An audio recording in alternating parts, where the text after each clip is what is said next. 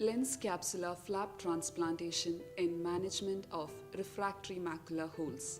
Diminution of vision secondary to macular hole is a common cause of referral to the retina clinic. The standard macular hole surgery consists of pars plana vitrectomy, which has removal of vitreous gel, which in turn relieves the anteroposterior traction over macula. The second step involves the internal limiting membrane peeling, which in turn helps to relieve the tangential traction over macula. Then we inject the expansile gas into the vitreous cavity, which provides the tamponade. In post-op period, the prone positioning of the patient helps in tamponading the edges of macular hole with the expansile gas in the vitreous cavity. In spite of recent advances in macular hole surgery, failure rates have been reported from 4 to 13%. These pre-op and surgical factors influence the successful closure of macular hole.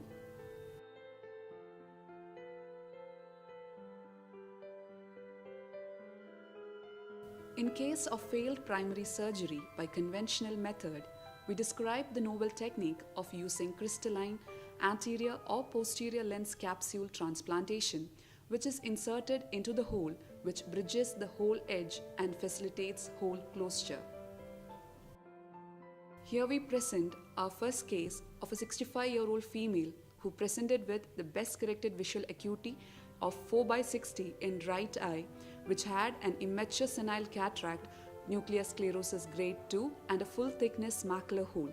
Her left eye had immature senile cataract with 6/6 vision. The OCT picture shows the full thickness macular hole with vitreomacular traction and the base diameter being 837 microns and the smallest diameter being 661 microns. Standard surgery of pars plana vitrectomy, ILM peeling and inverted flap technique with SF6 gas was done. The macular hole remained open at 1 month follow-up and the visual acuity was 5/60. Then we planned for SICS IOL and anterior capsular flap transplantation into the macular hole.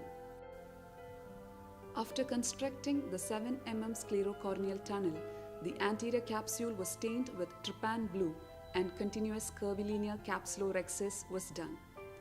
The anterior capsule was taken out and preserved in balanced salt solution.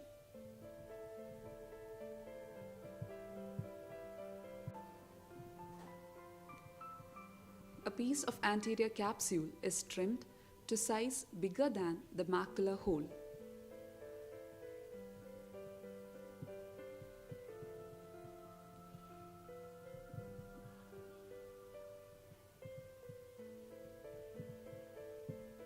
After fluid air exchange, the flap is introduced in vitreous cavity by using microforceps.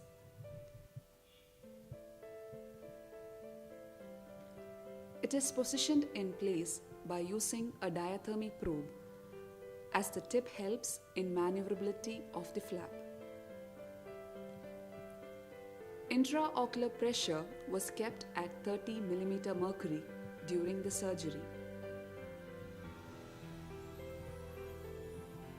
Both sutured and 14% C3F8 was injected into the eye.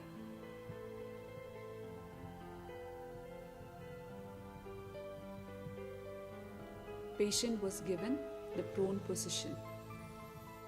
At 1 month follow-up, OCT showed anterior capsule over surface of retina, which aided the bridging of edges of macular hole with visual acuity of 6/12.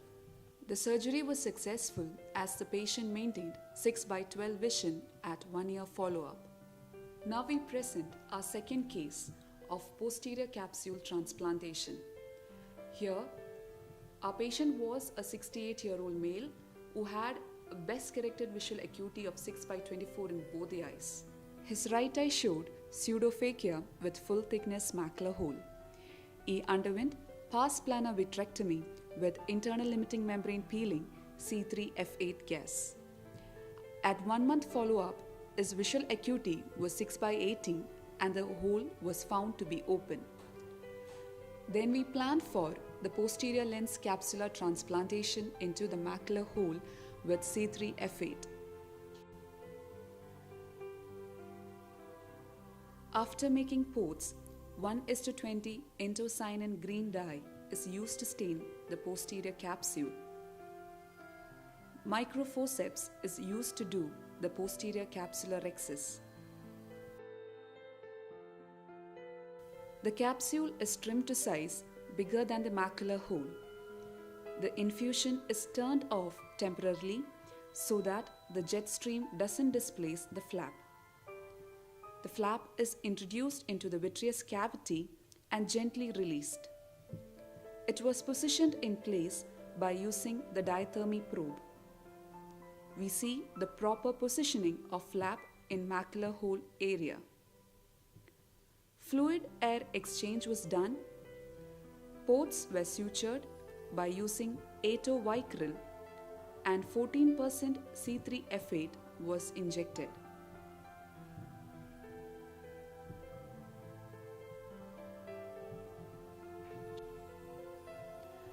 At 2 weeks and 1 month follow-up, we see well-apposed edges of macular hole with post-operative 6:9 vision and the posterior capsule aiding the macular hole closure. This was maintained at 1 year follow-up.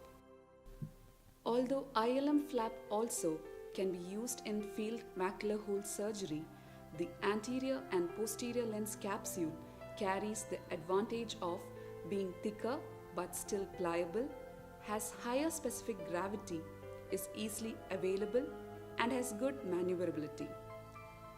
It also carries a minor disadvantage of being transparent, warranting staining before mobilization.